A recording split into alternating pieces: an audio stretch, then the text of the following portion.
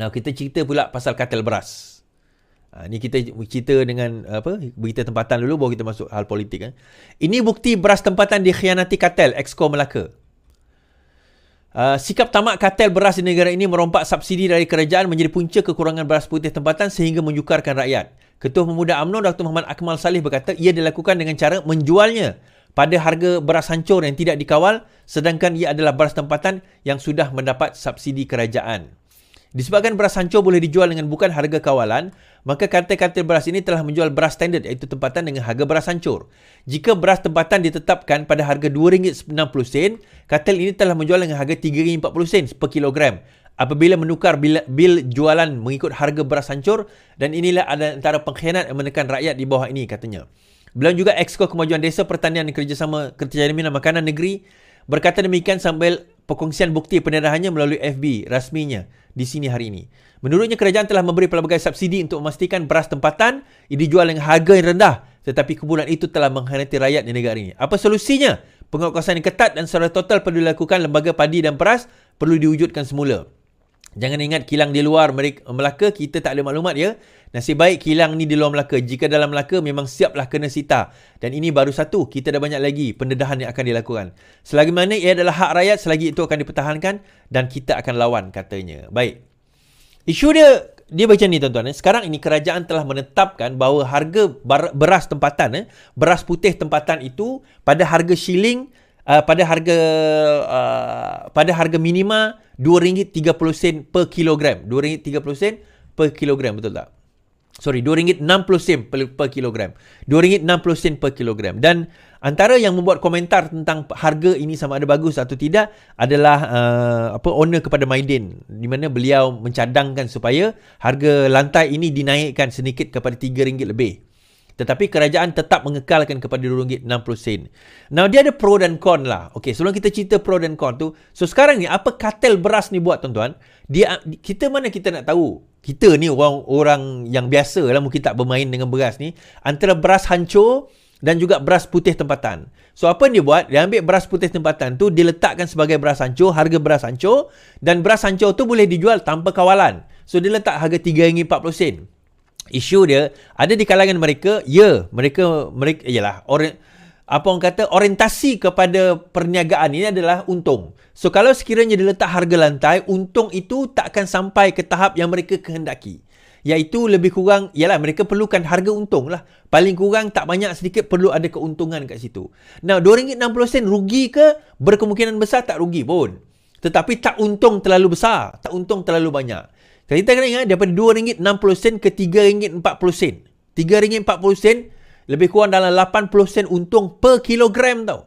So dia orang ni jual tan, puluh tan, ratus tan yang dia orang jual. Per kilogram 80% untung. Kalau tan, berapa keuntungan yang mereka peroleh? Now, apa isu dia? Isu dia kat sini, bila dia mula ambil beras tempatan, putih tempatan dan jual sebagai hancur, disebabkan itu harga beras putih tempatan ini mula menurun. Sorry, bukan harga, stok dia mula menurun, dan disebabkan oleh penurunan itu, maka apa yang berlaku? Permintaan lebih tinggi daripada pengeluaran. Orang kata supply tak boleh nak meet the demand. Now di Sarawak ni, tuan-tuan, kalau kita tengok, saya bercakap dengan kawan-kawan saya di yang berjual di kedai-kedai lah. Dia kata di Sarawak dia tak jumpa beras tempatan yang letak harga RM2.60 tu. Dia tak jumpa. Tak tahulah, mungkin saya silap dalam hal ni kan. Sebab saya tak beli yang beras tempatan yang harga RM2.60 tu. Untuk mak ayah saya, kita orang guna beras yang special sikit. Yalah, ada penyakit ni, kena letak beras mahal sikit lah kan. Untuk diabetik dan sebagainya. Bukan diabetik, dia ada penyakit dia lah. Okey, dia ada beras yang untuk khas dia orang. So kita tak beli beras yang tempatan ni. Jadi daripada situ, tuan-tuan, kita tengok bahawa dia kata tak ada. Harga beras hingga 30, maksudnya naik RM10 berbanding dengan beras sebelum ini. Jadi kita tak tahu di Sarawak bagaimana mekanisme dia. Tetapi di Semenanjung, kita nampak bahawa terdapat usaha kerajaan untuk memastikan terdapat harga lantai, dan ada, orang kata kerajaan menyediakan subsidi-subsidi berkenaan dengan perkara ini. Mungkin ada dekat Sarawak, I'm not sure. Kan? Dan Sarawak baru-baru ini tadi dia announce semalam bahawa mereka akan menghasilkan padi yang boleh menghasilkan apa orang kata padi 3 kali setahun. Kalau betul yang itu, dan dia orang dah buat kajian dekat gedung di gedung, dia buat kajian di gedung. Dia kata dengan keluasan 2 hektar dan mereka berjaya menghasilkan beras yang boleh menghasilkan 3 keluaran setahun. Nah, ada yang kata bukan dah 5 kata. 5 keluaran tu atau 5 musim itu dalam tempoh 2 tahun. So lebih kurang 2 kali 2 times plus lah setahun. So dalam tempoh 2 tahun tu 5 kali.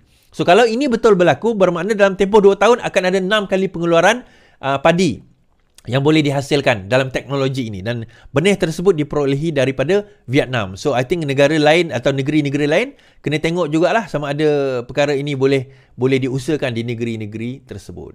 Okay, itu cerita begas lah. Rombakan kabinet dikatakan akan esok, lusa, minggu depan dan sebagainya. Dah 2-3 kali dah saya ulas benda ni sebenarnya. Okay, kita ceritalah malam ni tentang rombakan kabinet, and let's seal the deal. Apa yang akan berlaku dan sebagainya. Dengar cerita Tuan Ibrahim Tuan Man bakal jadi Menteri Besar Pahang. Wow. Muhyiddin Yassin mengatakan Tuan Ibrahim Tuan Man bakal menjadi Menteri Besar Pahang. Kerajaan Pahang akan tumbang disebabkan oleh pelangai, dan itu yang akan berlaku. Okey. Apa yang berlaku sekarang ni kan? Sanusi disaman 200 juta oleh Vincent Tan. Sekarang ini Sanusi menafikan Vincent Tan itu korup.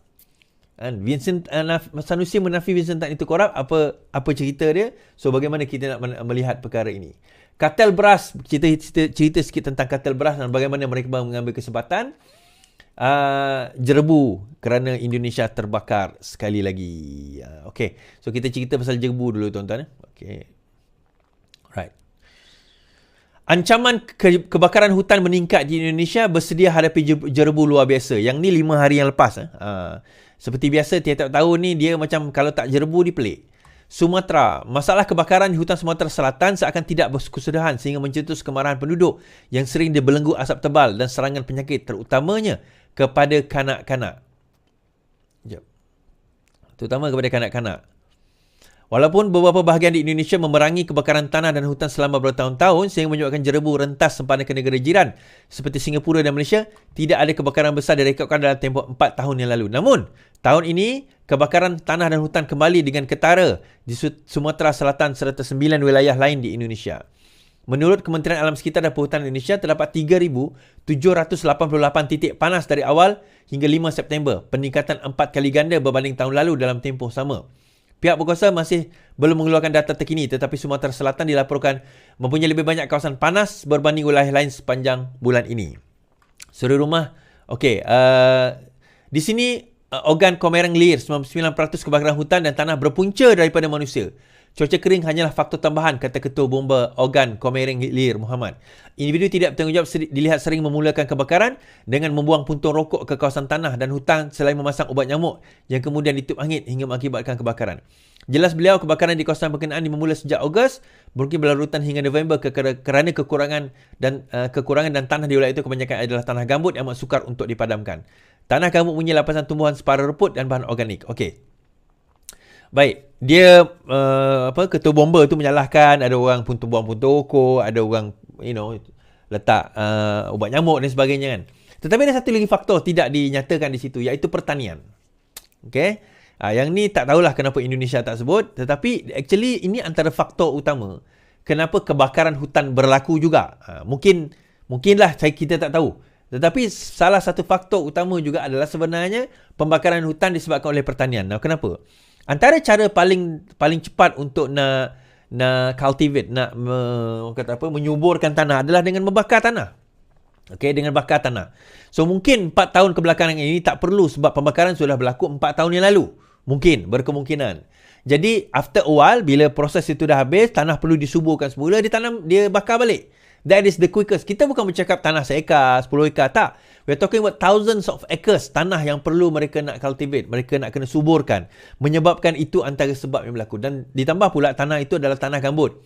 Sekarang ini musimnya, kita daripada musim panas hari tu, dah nak masuk musim hujan ni. Lepas hujung tahun ni akan kemarau. Kedah pun dah mula, mula banjir. Kedah pun dah mula banjir.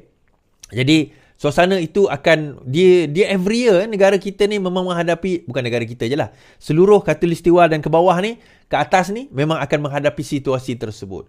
Isu dia adalah bagaimana kita nak dalam kerangka kita di sebuah negara ni kena kerjasama dengan Indonesia nak menyelesaikan masalah ini. Dan salah satu ladang kepunyaan Indonesia dan Malaysia jugalah antara yang menjadi penyumbang kepada kebakaran tersebut. Yang ni bukan saya cakap, yang ni kita dengar daripada laporan-laporan kebakaran yang berlaku years ago dan contributionnya yang penyumbangnya antara lain disebabkan oleh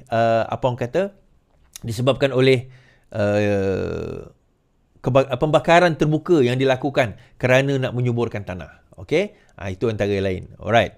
So jerebu expected sekarang ini di negara Malaysia lah. Seperti Selangor, Negeri Sembilan, even Sarawak sekarang ni pun masih menghadapi masalah jerebu.